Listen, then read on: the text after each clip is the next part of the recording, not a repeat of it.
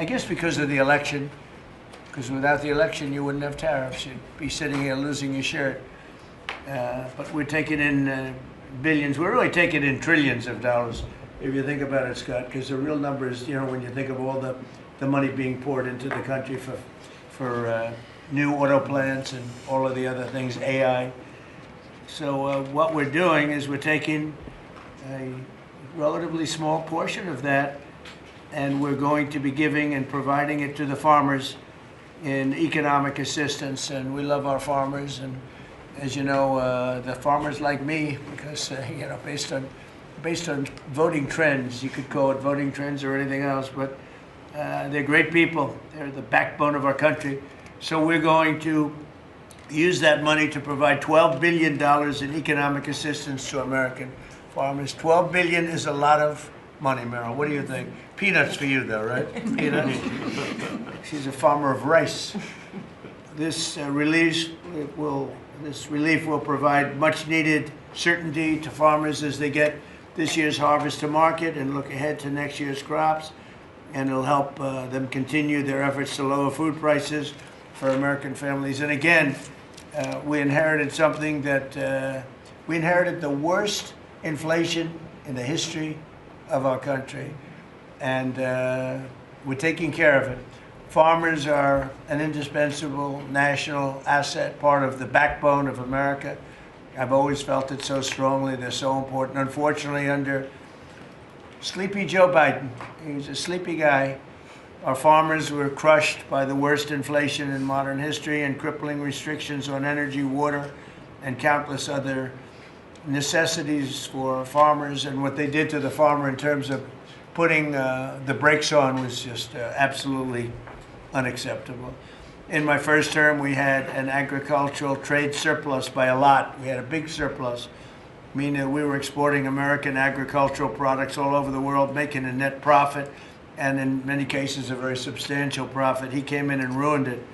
Biden turned that surplus into a gaping agricultural deficit that continues to this day, but we're knocking it down. It's starting to go very good. In fact, China, as you know, is buying a tremendous amount of soybeans, and the number, I spoke with President Xi recently, very recently, and I think he's going to do even more than he promised to do. So I think the relationship is a very good one. I think he's going to do more than he promised to do, and what he promised to do is a lot. So we're very happy with that. In the last year, Biden bankruptcies rose by 55%, having to the country, by the way, in case anybody has any questions. China committed to over $40 billion of soybean purchases, and that's a commitment. And I asked President Xi if he could even up it. And I think he'll do that. I mean, not a commitment. The 40 billion is a commitment, but the soybean farmers are quite happy. Since my successful meeting in South Korea with President Xi, purchases have been made and soybeans are being exported out of the United States to China as we speak. And I say that our soybeans, I told this to President Xi, our soybeans are more nutritious than competitors. Somebody said, is that a Trump statement or is that real? In fact, you know who asked me that question? President Xi asked me that question. He said, really, I had never heard of it. And he was a food purchaser for a long time. But that's what I hear. And Japan agreed to $8 billion in purchases of corn, soybeans, ethanol, fertilizer, aviation, biofuel, and rice. You know, Japan never bought rice from anybody else. It's like a very important thing to them.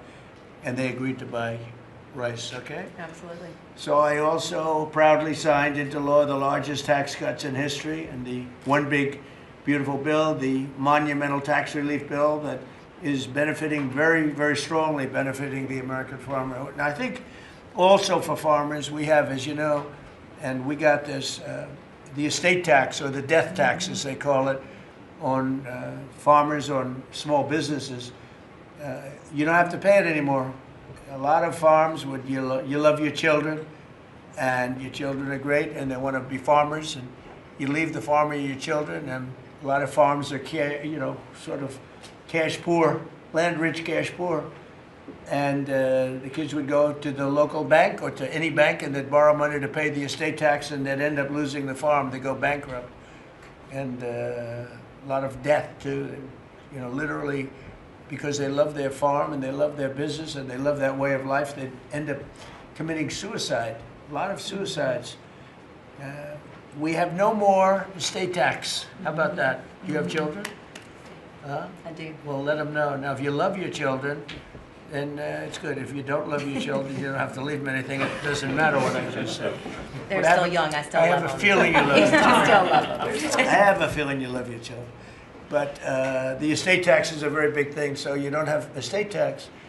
You die, you leave your farm or whatever, or small business to your children, you don't have to pay estate tax. It seems to affect the farmer more than anybody else, because you can have a farm that's very valuable, and therefore you have to pay a big tax, but it's not a big value in terms of cash. Maximizing domestic farm production is a big part of how we will make America affordable again and bring down grocery prices for American families. And again, these are prices that we inherited. When I left, we were doing incredible. In 4 years, what they've done to this country in so many, and not even mentioning the border and the criminals allowed into our country and all of the other. So I just want to say it's a tremendous honor being with you. I'd now like to ask Secretary Rollins to provide some of the details, followed by Secretary Bessent, Director of the National Economic Council, Kevin Hassett, Senator Bozeman, Representative Scott, and then we go to a couple of the farmers' representatives, but we'll all get involved a little bit. You can speak. Anybody is shy to speak in front of the press, and I don't blame you if that's the case, but farmers, Court Holub and Merrill Kennedy will say a few words also, and then we'll have a little discussion, okay? Madam Secretary. Thank you to the greatest boss in the world for a long time now. It's just an honor to be here. I'm going to keep my comments very short because I really want to make sure that you and the world gets to hear from our farmers. So a couple of quick points. Number one, this country and our farm economy is facing a crisis that we inherited that most of these farmers have not seen in their lifetime. Profitability is down. It's just one crisis after another. When we came into office, or when you did, and you were sworn in on January the 20th, as you mentioned, not one new trade deal had been struck in 4 years.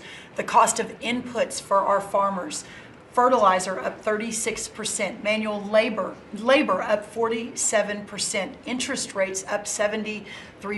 When you combine the cost of inputs for our farmers married to no new trade deals, and then you're facing an administration whose priorities were DEI, climate change, putting the farmer aside. I mean, it was an absolute war on agriculture and on our rural communities.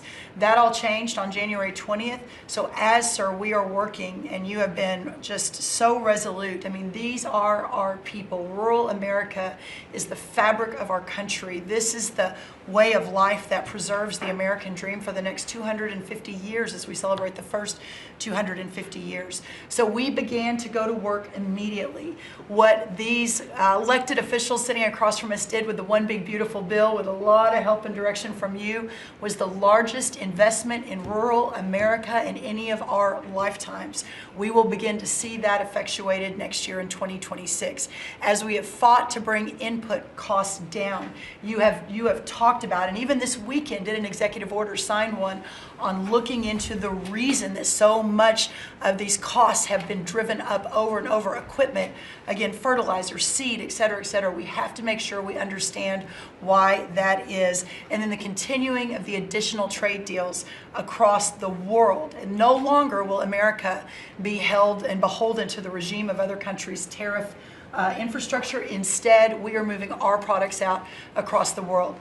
Having said that, and we have been listening to the farmers for the last 10 months, 11 months, sir, that the bridge that is needed to get from the last administration and what basically happened under the last president and the last U.S. Department of Agriculture to this new golden age for farmers, where instead of farming for government checks, they can farm to feed their family and sell their products and pass it on to the next generation, that this bridge is absolutely necessary based on where we are right now. So as the president said, we are very pleased to announce that today we are going to be effectuating an $11 billion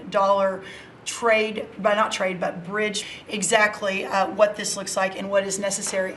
The final thing I'll say is 12 billion. well, we're holding 1 billion back. So today we are announcing 11 billion.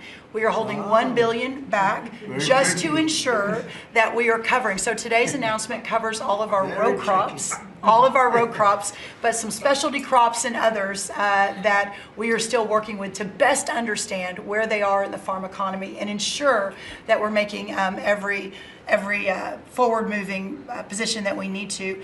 And then finally, as we move to this new golden age for agriculture and for rural America, as we continue to fight for these farmers and ranchers, their way of life, and those that are represented here represent hundreds of thousands of farmers across this country. Just know that this president, I have never been around anyone who every time we talk, he asks, how are my farmers? Every single time. So we will never stop fighting. We will make sure that we're doing everything we can to ensure the next 250 years is just as bright, if not brighter, than the last. So thank you, sir. Brooke. Thank you. And this money would not be possible without tariffs. The tariffs are taking in, hundreds of billions of dollars, and we're giving some up to the farmers because they were mistreated by other countries for, I don't know, maybe right reasons, maybe wrong reasons. They weren't, they were trying to show us something, and it's really worked out really well.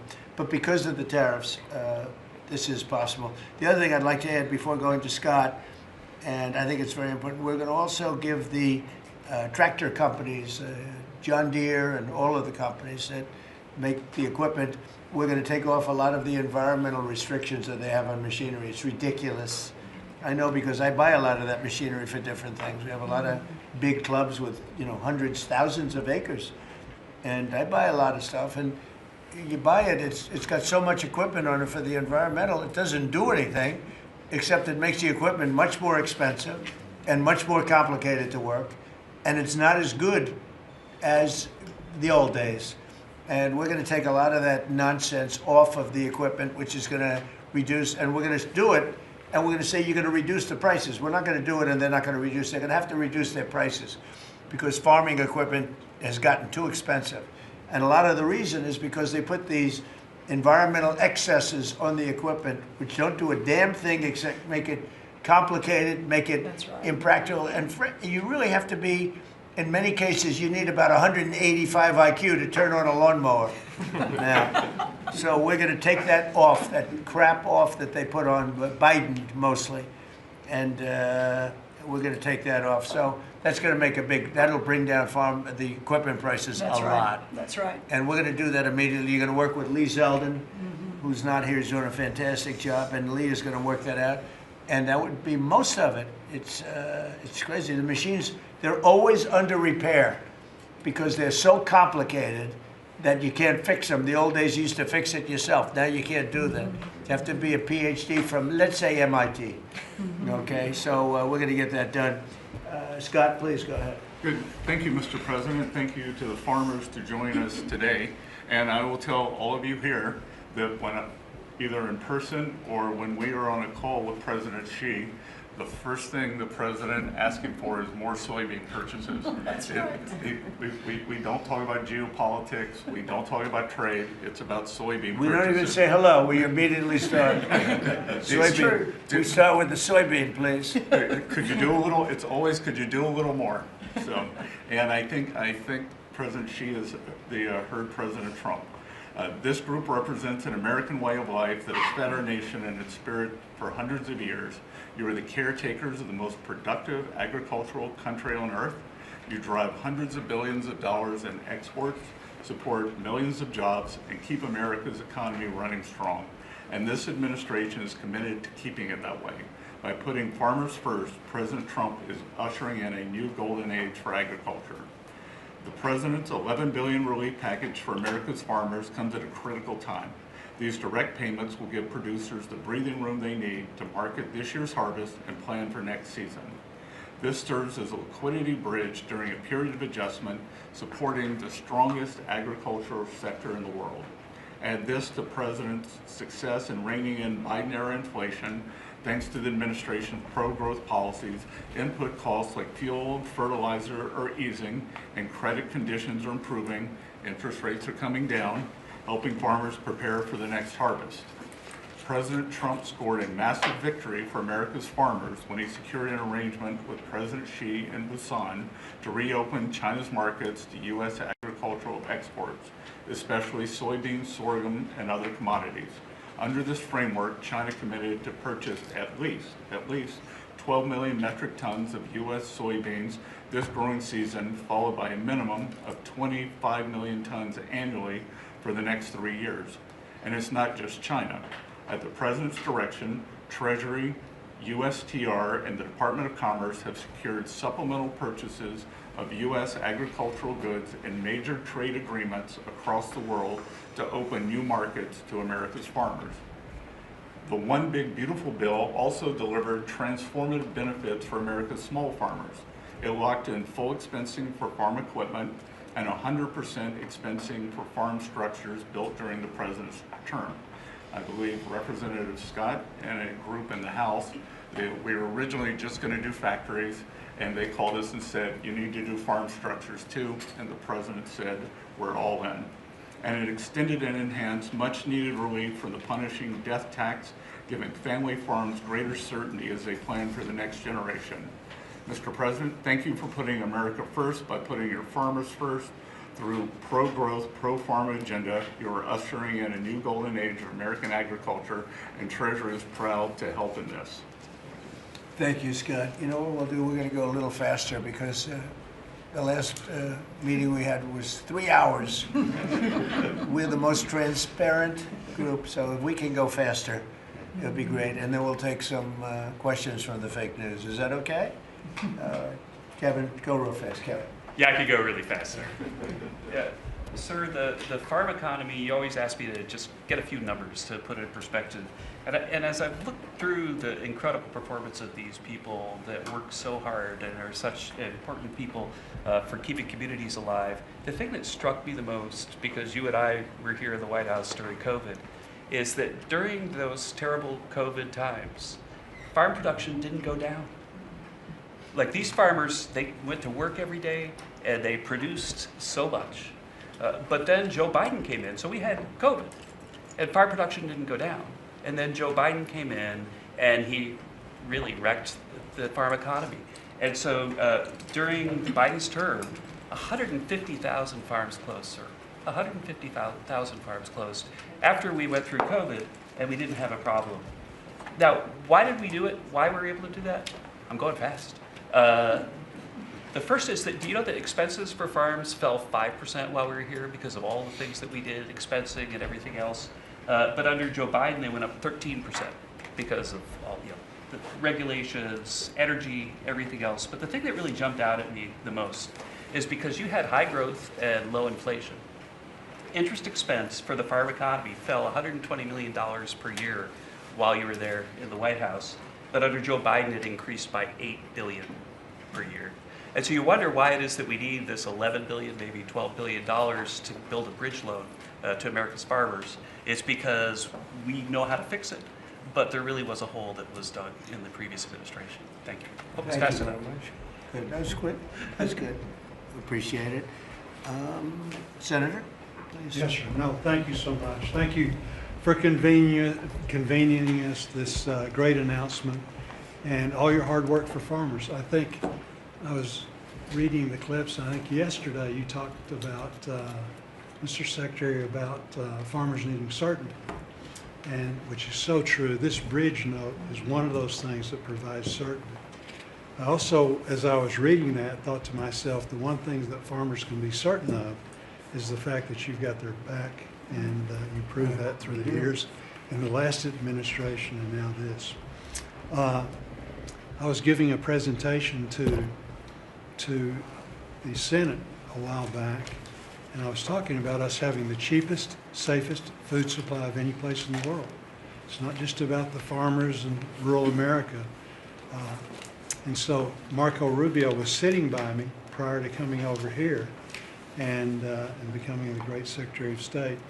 But he punched me and said, "John, always remind him," he was head of the Committee on Intelligence. He punched me, he said, "Always remind them, food security is national security."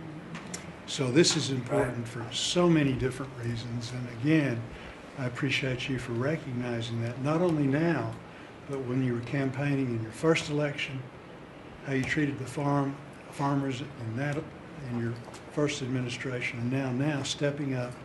So we look forward to helping you. If we need some additional help, looking to Congress or whatever, we'll be there for you. So We're taking in so much money with the tariffs now that it's such a pleasure. Without it, we wouldn't be able to help you.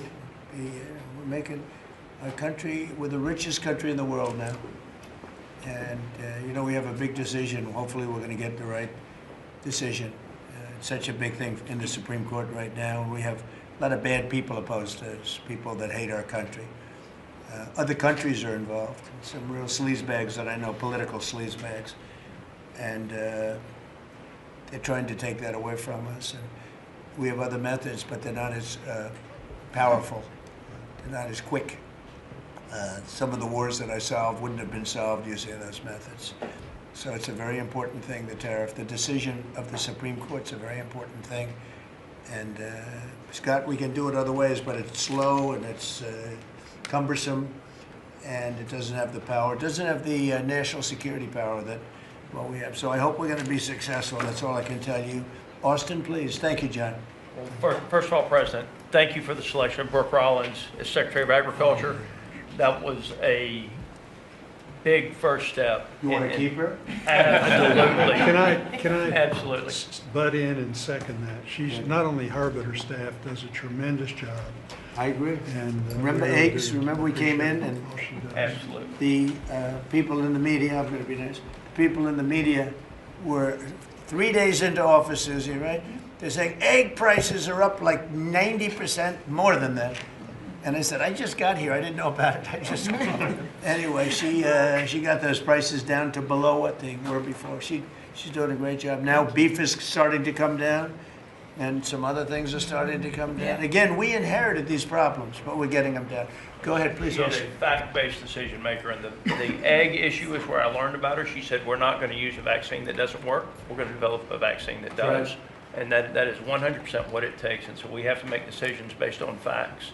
And President Trump, the trade issues, I want to thank you for exposing what other countries are doing to us. Yep. I want to mention one specifically for the benefit of Kevin and Scott. I hope they're paying attention to it, but the European Union deforestation regulation, where they are imposing on our landowners rules that were established for Brazil, and now they're telling the American farmer what they can and can't do on their own land through this European Union deforestation regulation.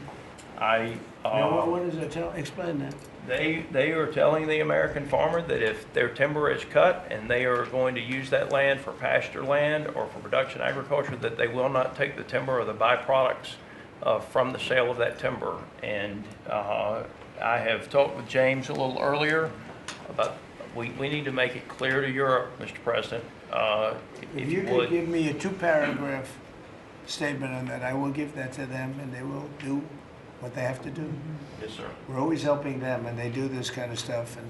And they pass little regulations that cost billions of dollars. It takes them 2 minutes to do it. They do it. Very tough. No good. You give me a couple of paragraphs. That's all. We don't have to do a lengthy study, and I'll get that changed fast. Okay? Thank you very much, President. We love you. It's incredible.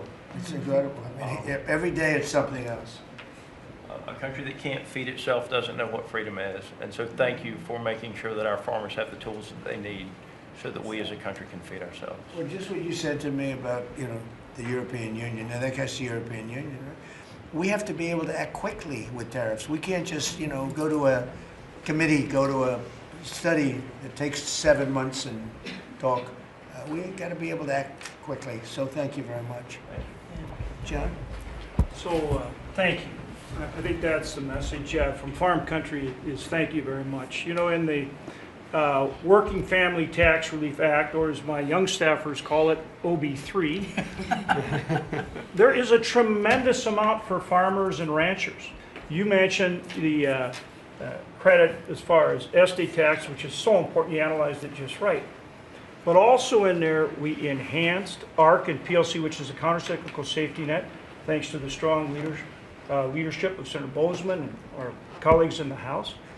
We also included the Farmer Act, which was my bill to make crop insurance more affordable. These tools will kick in next year, Mr. President, in a big, big way for our farmers. Big time. And people aren't even really looking at it yet. But it's going to be a very big deal.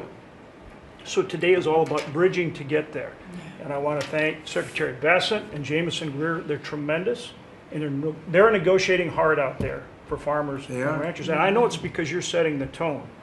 But this is that bridge. And so we need to come back to Secretary Rollins. Thank you. Your leadership on this was vital. And Mr. President, you're right, they love you in farm country out there. All you have to do is drive out and see the flags and the signs all over the fields. On the hay bales, right? It's a great honor. They're great So, people, the best people. This is really important. Really important for our farmers and ranchers. Thank you very much. Hey, you're doing a great job too, John. Thank you. And whatever we need, we get through the Senate, we get through the House, we'll get it done. I think we'll start maybe with Court Hollop, and you come from that place that I'm very happy with. I hail from the great state of Iowa. You know, I'm surrounded here by some of the greatest farmers in the area and from across the country. Anything from rice farmers, we've got all sorts of cotton farmers, everything. Everything is here represented so well. And first off, from me, I want to say thank you for this bridge payment. It's Christmas early for farmers. And just to kind of have an icebreaker here for the story, I've got a 2-year-old little boy at home. 2-year-old little boy and a 4-month-old little girl. And the other day I was reading my little boy a story at night, putting him to bed, and he said, "Daddy, I don't want Santa Claus to come to our house for Christmas. I want President Trump." And I think, Mr. Trump, I think you brought Christmas to farmers. With this bridge payment, we'll be able to farm another year, help us get by. It's such an honor to be here with you. I lost my grandfather and a hard hand in 2002 in a farming accident. And he instilled in me at an early age to love the land, to take pride in what we do. Was that a machine accident? It was a machine accident. And it gets in your blood to farm. It's in our blood. Despite what happened, I want my 2-year-old to farm. I want my 4-month-old daughter to have an opportunity. And what you're doing here in DC is working. You have a backbone to stand up to other countries for trade. You're getting things done. Tax provisions. I'll be able to potentially pass on a farm to my children because of you. Ethanol. You're working for ethanol. Trying to get E15 year-round. We're dealing with California. Prop 12. Let's continue to work on that. I think we can have a lot of domestic product used here in the country, and we can keep America first, and you're good at that. That is who you are. And if we keep that E15, you could have the biggest... E15 is a big deal? E15 is a great deal, year-round. Okay. You could have the biggest stamp. I did that.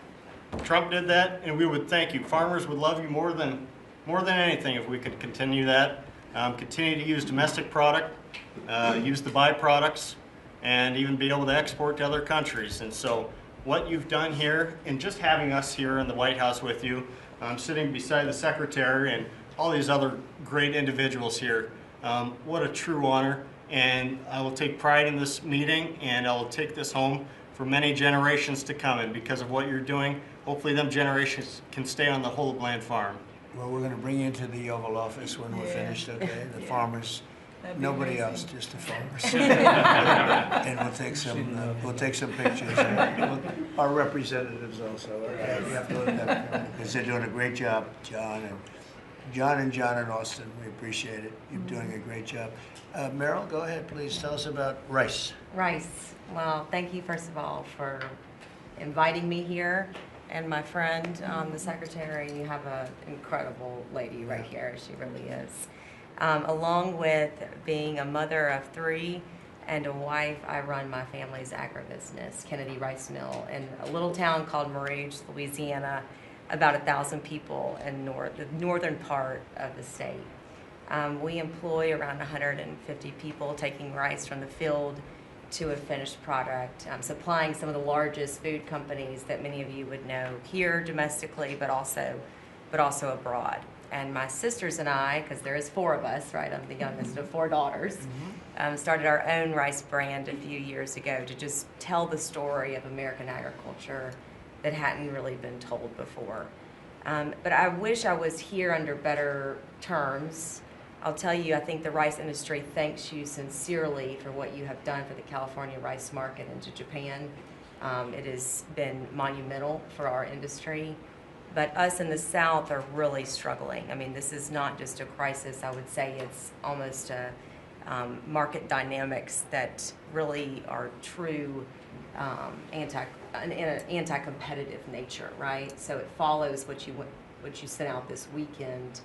And we do believe that countries are dumping rice into this country today. We've never seen imports this great. Which countries? India, Thailand, even China into Puerto Rico. Puerto Rico used to be one of the largest markets for U.S. rice. We haven't shipped rice into Puerto Rico in years. So this has been happening for years. This didn't start during your administration, but unfortunately, we're seeing it in a much bigger way now. The tariffs are working, but we need to double down because You want more? I mean, well, they're cheating, right? They're Yeah, they're just Could I ask subsidizing and then Scott, and then India, they- tell me about India. Why is India allowed to do that? They have to pay tariffs. Do they have an exemption on rice? No, sir, we're still working on their trade deal, so we'll. Yeah, but they should be dumping. I mean, I heard that from London. So you can't do that. There's Okay. a WTO case against India Give me right the now. give me the countries if you could. Go ahead. India. Who else? So Mark it India, down. Which is good. Yes, sir.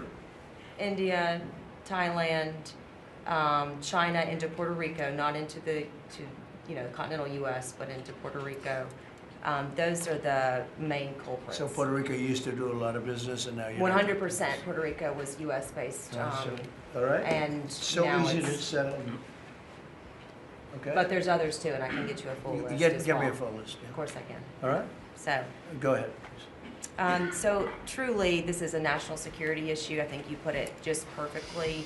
And so I want for all of us in the room to know that rice is more than just a commodity. It's a currency in many of these And countries. you love rice, right? I You love love rice. Yes, I'm going to get you to love rice too. You know, the next time you're not going to have a button for a Coke, you're going to have a button for a rice. You know, Get a little bit of rice. but The farmers our- love what they do. yeah, It's true. Well, our farmers can feed this nation and many nations abroad, but we need fair trade, not free trade. And so we appreciate what you've done today. We appreciate what you did in the big, beautiful bill. I mean, my word, you really changed reference prices. And, we're hopeful that we can even move that further. I know that rice prices right now are the lowest they've been in over 40 years. So we're going to struggle. We're going to max out on our payments probably. So that's something that I know those in Congress can potentially help us with to change. But again, we appreciate everything you're doing. That's solved so quickly with tariffs to these countries that are illegally shipping. It's solved. Your problem is solved in one day. That's why we have to win the Supreme Court case. In one day, that problem's solved. It's so unfair. They go out of business. They put everyone out of business. That's what they did to our car industry. We lost more than 50% of our car industry because of that. We lost our chip industry. It went to Taiwan because of that.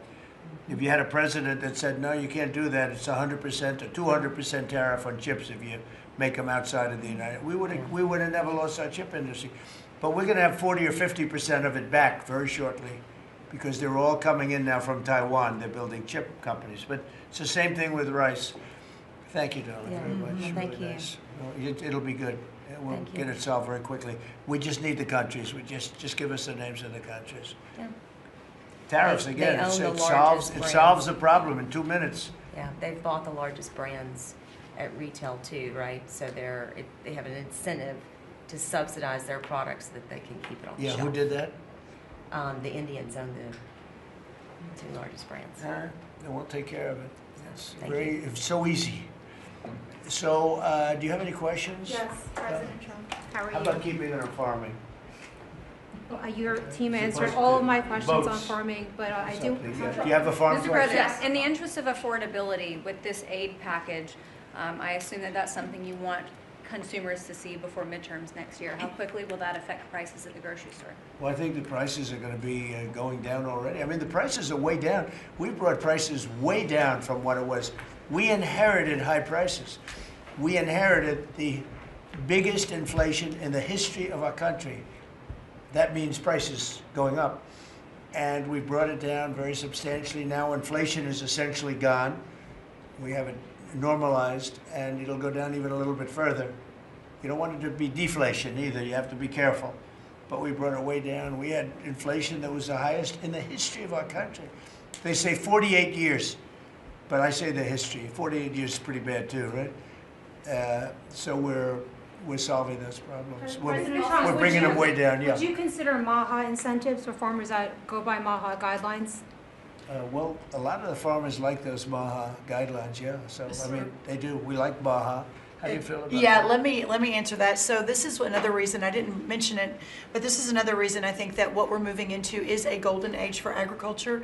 As Secretary Kennedy and I, and across our cabinet with the president's leadership, focusing on making America healthy again, the undergirding foundational effort in that is our agriculture industry. It is our farmers and our ranchers. So as the new dietary guidelines come out in early January, where USDA alone spends $400 million a day on nutrition programs, that's a whole other SNAP, fraud, etc. But when you think about what a market mover that is, as we begin to move the market toward more locally produced, American-made, healthier products, closer to the schools, the hospitals, etc., you again begin to open up so much of the market for the great products produced by these farmers instead of ultra-processed foods out of a box. So there's a lot that's going to be coming on that as well. I'm really Mr. excited. President, I have a question. It's not related to farming, but if you'll entertain, I'm Kara from Lindell TV, Kara Kashnov, and I'm not fake news, just so you know. And everybody's talking about the pipe bomber over the weekend, the suspect that was taken into custody. I reported on Biden's kangaroo court for 4 years, and this is an important question to me. Everyone knows that J6 was a Fed's direction to set you and your supporters up. So my question is, what's your gut instinct about the new pipe bomber suspect taken into custody? Does your instinct tell you that he acted alone? And also, Mr. President, how do you feel about the lead prosecutor on the pipe bomber case? Jocelyn Ballantine is the same prosecutor that allegedly asked the J6er to lie to frame you for J6 when you did nothing wrong. What are your thoughts? Well, thank you. I really appreciate that question. It's sort of a statement, and I appreciate it very much. Jocelyn is being looked at. They all have to be looked at. What they're doing is so bad. This was a whole Democrat hoax. The whole thing was a Democrat hoax, and it's all being looked at. I appreciate that. Is this the final aid package, Mr. President, or is more expected? Is this the final aid package, farm aid It package? depends on where we go. China's buying a lot. Other countries are buying a lot. And, you know, the interesting thing about the farm, they don't want aid. They want to just have a level playing field. No, please. I've seen that more with farmers than anybody else, any other industry, right, Deb? Right. We've seen it more with farmers where I've had meetings like this, and primarily in the first term, and we did a great job. We turned it around. This is going to be the golden age. But the farmers don't want aid. They want to have a level playing field, because if they have a level playing field, they'll do better than anybody else. They're better than anybody else. Our product is incredible. Our machinery is incredible, right? I mean, we do have the best machines. It's a very big statement I made, though. The environmental excess that we have put onto our tractors and all of our machinery. Do you all agree with that, by the way? You don't know. It's got to go. It doesn't do anything except make the machines break all the time. Yeah. And I must say, I like to buy old machinery. I said, buy old, Yes. because it's better. The new stuff is terrible. It never works. Never works. Mr. President, you said that you would have no, Listen to Mr. this. President, you said you would have no problem with releasing the full video of that strike on September 2nd off the coast of Venezuela. Secretary Hegseth I now didn't say says, that. You said that. I didn't say that. This is ABC fake news. you said that you would have no problem releasing the full video. Okay, well, Secretary No, Hegseth, whatever Hegseth wants to do is okay with me. he now says it's under review. Are you ordering the secretary to release that full video? Whatever he decides is okay with me. So every boat we knock out of the water, every boat, we save 25,000 American lives. That was a boat loaded up with drugs. I saw the video. They were trying to turn the boat back to where it could float. And we didn't want to see that because that boat was loaded up with drugs just like everything else. But every boat we shoot down, and I don't know if you know, we're 92 or 94% down in drugs coming in by the sea. And we're trying to find who are the 6%. Because I don't know, people aren't liking to drive boats right now loaded up with drugs. But every single, think of that, every single boat we shoot out, on average, we save 25,000 American lives. Do you feel okay about that, Cord? Keep us safe. Okay, I know my man. What about you, Bill? Are you okay with that? Totally fine with Are you that. committed to releasing the full video? Didn't I just tell you that? You said that it was You're up the to most Secretary Hicks. obnoxious reporter in the whole place. Let me just tell you, you are an obnoxious, actually a terrible reporter. And it's always the same thing with you. I told you, whatever Pete Hegseth wants to do is okay with me. Touch on the midterms, and I just have a quick question. There's at least 20 House Republicans who have either said they're going to retire or not run again. Do you And have any Democrats concerns also. about the And Democrats Right. also. Do you have Well, any? why don't you mention them? How many Democrats are going to retire? How many Democrats? Well, that's what I was going to ask you. But Do you why don't have you tell me any the number of concerns? Democrats too? You Well, tell me Are about. you concerned about the narrow margins? And No, I'm not concerned. I think we're going to do Congresswoman well. is among them, and We will have the Nassau greatest County economy. Executive Bruce Blakeman, who you know as well, is considering running for We're going to governor. have the greatest economy in history. How many Democrats are retiring? How come you only know the Republicans but not the Because I Democrats? came prepared to ask you a question about. No, you're your- unprepared because you should know the Democrats. You're totally unprepared. Go ahead. Well, can I ask a quick Who follow-up you with? about? Who you with? I'm with New York Newsday, and I also have a quick follow-up. Congresswoman Elise Stefanik is among those who is running for New She's York great. governor. She's great. Bruce Blakeman, who you also know He's is also Nassau great. County. Are you planning on making any Well, I'll endorsements? think or about it, any but he's endorsements great on- and she's great. They're both great people. We have a lot of great people in the Republican Party. Go ahead. Can I get back to farming? Yeah, So you talked about the profitability issue, the machinery playing a role in that. I know Right. fertilizer plays another role in that. A Right. lot of that, the way I understand it, it comes in from Canada, different countries like that. What are we doing to bolster domestic fertilizer production to help make that more affordable? And then I think that will Well, transition one down of the pipe. things, a lot of it does come in from Canada. does. And so we'll end up putting very severe tariffs on that if we have to, because that's the way you want to bolster here, and we can do it here. We can all do that here, but I would say what you do, you put very severe tariffs on from coming into other countries. You'll be making your own fertilizer very soon. In fact, Secretary Burgum, this cabinet is so remarkable. Instead of just seeing each other every month, we're literally talking every day, multiples of times a day. But our Secretary of the Interior, I, and Secretary Bessent and others, we have a whole plan in place, including the reshoring of fertilizer and the opportunity to do it in America. Having said that, we've also, per the President's guidance, issued a directive, these fertilizer companies, the seed companies, the equipment companies, all of the above, as our farmers have struggled year over year, the meat packing companies continue to make, a lot of money, hand over fist, a lot of foreign-owned companies. So that's why the President has been very unequivocal in saying we got to figure out why all these input costs are skyrocketing and all of our farmers are struggling, which we're going to do. So That is a when they great take- question and When very they take like important. fertilizer out of the country, all of a sudden we don't do it anymore. Then they start charging and sending the, very high prices from other countries, whether it's Canada or somebody else. We're not going to let that happen. Okay? Mr. President, on the $12 quality billion of foreign produce, you spoke about soybeans and how the quality here in the United States obviously is a lot better. That's what I've heard. Yeah, is the default of this administration, because that's an issue I understand with root vegetables, citrus as well. Is the default of this administration that even if it's a little bit more expensive homegrown, you will choose homegrown over cheaper produce abroad? I like homegrown. Some things we can't grow because we don't have the heat. There are some things, little delicacies or maybe not such delicacies, but they grow better in warmer climates, very warm climates actually. But for the most part, I like homegrown. Mr. President, thank you. One on this announcement and then one on foreign policy, if I may.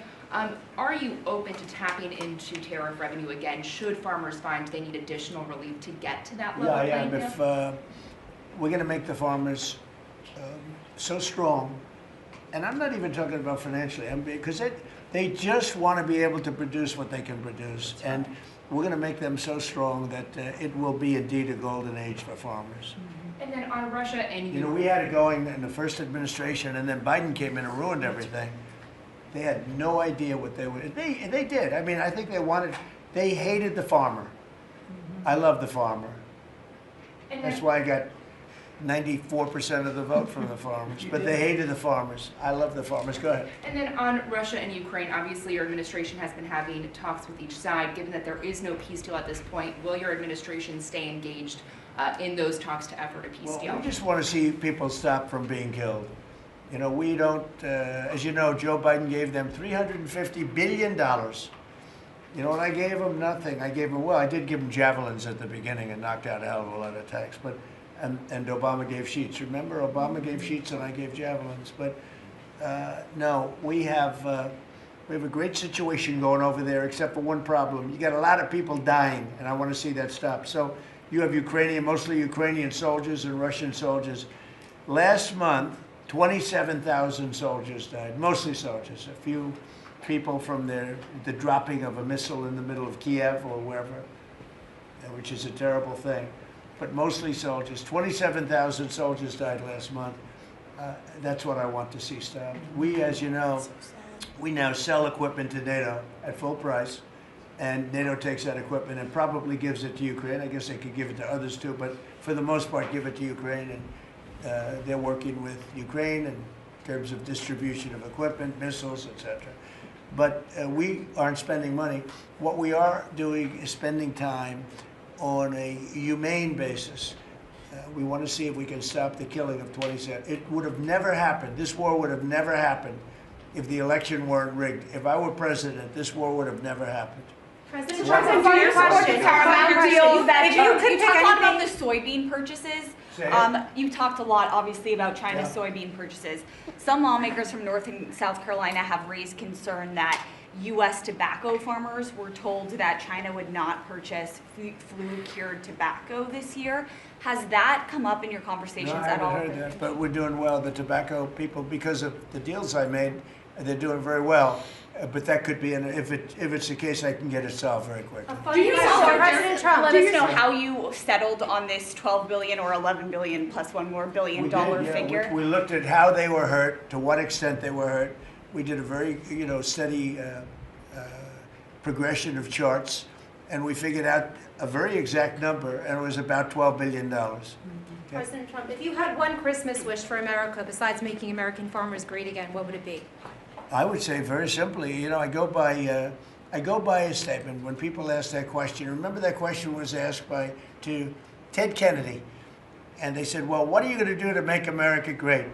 And he couldn't answer the question. I have a very simple: we're going to make America greater than ever before, and we're going to do it through a series of tariffs, intelligent taxes, and incentives.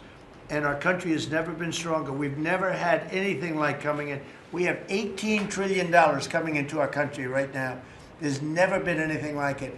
And if you ask me that, I'll say I just want to keep doing what I'm doing because there's never been anything like that happen. Do you support the biggest number ever in history was $2 trillion, and we're at $18 trillion. This is money pouring into our country on building car plants, on building AI plants. We just want to keep doing exactly what we're doing because nothing like this has ever happened in the history of the world, not just our country. There's never been, Scott, would you say that's right? There's never been anything like the investments coming into America. So this is a record year. Record year. Do you support the Paramount deal, sir? On healthcare, Mr. President, 22 million Americans are expected to see their healthcare insurance premiums start to rise by the beginning of next year. You're talking about because Obamacare is so bad? Yes, well, sir, because the Obamacare subsidies are expiring. Are you going to do That's anything? because Obamacare is so bad. What is the Republican plan? Are you going to let that happen on your watch? What I'm going to do is, if the Democrats go along with it, which they don't want to because they want to make the insurance companies very rich, okay? I want the money to be paid to the people to go out and buy their own health care instead of paying to the insurance companies, their stock has gone up 1,700% in a short period of time. Did you know that? 1,700. You wish your corn went up, right? But the insurance companies' stock has gone up by 1,700%, 1,800%. They're taking in trillions of dollars. I don't want to pay the insurance companies anything. And I know a lot of them, but they're owned by the Democrats. And the Democrats have, Obamacare is a setup to make insurance companies rich. And I want to pay the people, and I want the people to go out and buy their own health care. And that's what we want to do, and that's what the Republicans want to do, because Obamacare is a disaster. And I said it 5 years ago, 4 years ago, 3 years ago. It was always a disaster. It's bad health care that's too expensive for people. And now your premiums, and you said it better than I said it. You said the Obamacare premiums are going to go up. They're going way up. And what I want to do is have the money. And you know who's getting that money? A lot of it is the insurance companies. I want the people to get the money and go out and buy their own health care. And everybody wants that, right? Okay. When Mr. President's putting that bill on the floor, sir. Do you have any reaction on the fine that was imposed to X by the European For Union? what? To X, to the platform X, the fine Wow, that the that European was Union pretty imposed. amazing. You're talking about, is that European Union or is it, who did that? European Union or UK? Yeah, the European Commission. Whoa, that's a nasty one. Do I you don't consider it know. an attack? Elon to has the not US? called me to ask for help on that one. But no, that's a tough thing. I don't think it's right. No, I don't think it's right. I don't see, how they can do that. No, I'm not. I'll speak about it later. I'm going to get a full report on it. Look, Europe has to be very careful. They're doing a lot of things. We want to keep Europe. Europe is going in some bad directions. It's very bad for the people. We don't want Europe to change so much. They're going in some very bad directions. That was a big thing.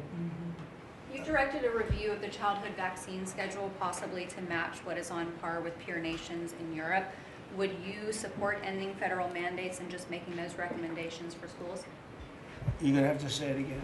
As far as the vaccine Louder. As far as the vaccine schedule for children, would you support ending the federal mandates and making it optional for schools? Well, we're looking at a lot of things having to do with vaccines and with the different.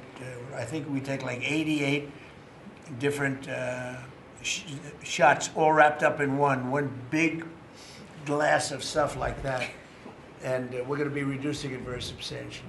Do you support the Paramount It'll be safe, bid, Mr. President? but we're going to be reducing it very Do you substantially. support the Paramount bid for Warner Brothers that came I don't this know enough morning? about it.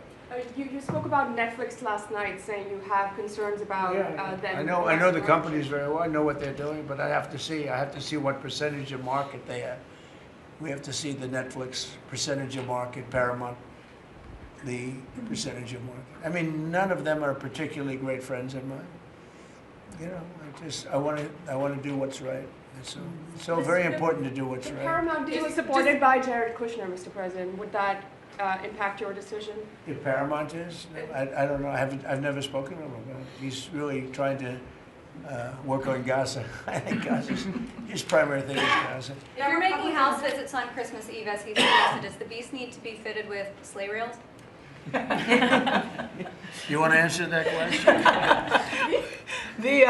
Absolutely. We should put sleigh rails on the beast, yes. Madam Secretary, do you support that? Go ahead. That Republican plan that you just talked about when it comes to health care, when do you expect Republicans to put Oh, that we're on? looking at it very strongly, and we're also going to the Democrats and asking them to do it. The Democrats want to make the insurance companies rich.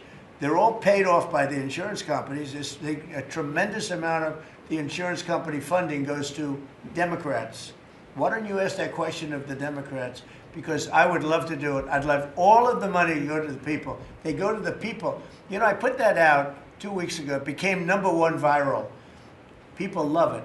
I want the money to go for healthcare, to go to the people and let the people buy their own healthcare through an account. They can buy their own healthcare. And everybody loves it, except for the Democrats. And you know why they don't? Because they're paid off by the insurance companies. Okay, what else? Yeah, Alina Habba says she's stepping down as U.S. Attorney for the District of New Jersey after the courts disqualified her. Do you have any comment on that? Well, she's not disqualified. You've got a blue slip thing that's horrible. It's a horrible thing. It makes it impossible to appoint a judge or a U.S. attorney, and it's a shame. And the Republicans should be ashamed of themselves that they allow this to go on, because I can't appoint a U.S. attorney that's not a Democrat, because they put a block on it. So if you appoint in Virginia or in New Jersey, or in California, a U.S. attorney or a judge.